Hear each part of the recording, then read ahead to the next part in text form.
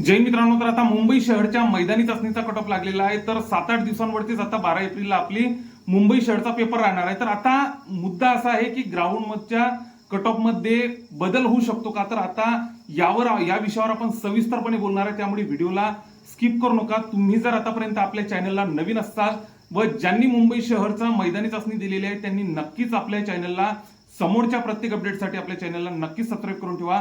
तर आता राहिला विषय, या कट ऑफ मध्ये बदल होऊ शकते का, तर आता जागा किती आहे? 3521 इतक्या जागा आहेत. तर अपेक्षित किती होतं कट ऑफ, म्हणजे क्वालिफाय करणं परीक्षेसाठी पात्रचे किती?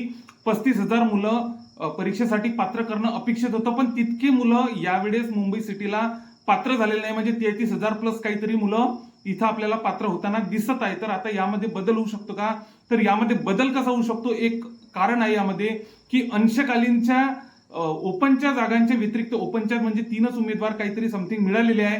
त्याच्यानंतर इतर अंशकालीनचं कोणत्याच कॅटेगरीचे कॅन्डिडेट उपलब्ध झालेले नाही आहेत.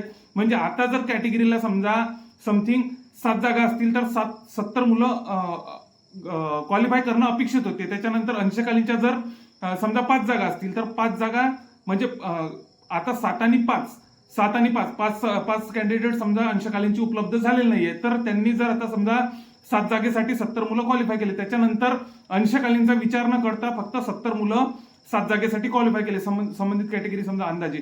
तर आता त्याच्यानंतर आता या 50 मुलं यामध्ये आणखी ऍड होऊ शकतात अशा कॅटेगरीमध्ये म्हणजे आता 70 प्लस 50 120 मुलं इथं सध्या पेपरला बसू शकतात. असा जर त्यांनी विचार केला तर बऱ्यापैकी मुलं या वेळेस मुंबई सिटीला बऱ्यापैकी मुलं क्वालिफाय होऊ शकतात आणखी.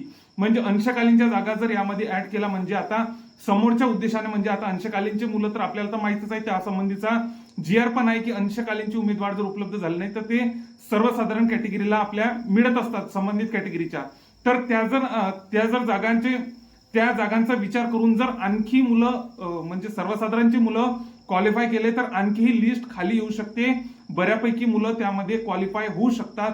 तर हा एक उपाय आहे, एक माझ्या मते मी तुम्हाला सांगितलेला आहे. तर आणखी कट ऑफ तर हाय लागलेलाच आहे. त्यामुळे आता हा एक पर्याय माझ्या मते एक पर्याय असू शकतो. तुम्हाला काय वाटते, आणखी काय पर्याय असू शकतात तर कमेंटमध्ये मला नक्कीच सुचवा. त्याच्यासोबतच मुंबई सिटीच्या ज्यांनी ग्राउंड दिलेलं आहे त्यांनी समोरच्या प्रत्येक अपडेटसाठी आपल्या चॅनलला नक्कीच सबस्क्राईब करून घ्या. आपण आता काय यामध्ये बदल होऊ शकतो तो आपण जे अपडेट भेटेल ते आपण आपल्या चॅनलवर टाकणार आहे. त्यामुळे मुंबई शहरला ज्यांनी ग्राउंड दिलेलं आहे त्यांनी नक्कीच आपल्या चॅनलला सबस्क्राईब करून ठेवा. जय हिंद.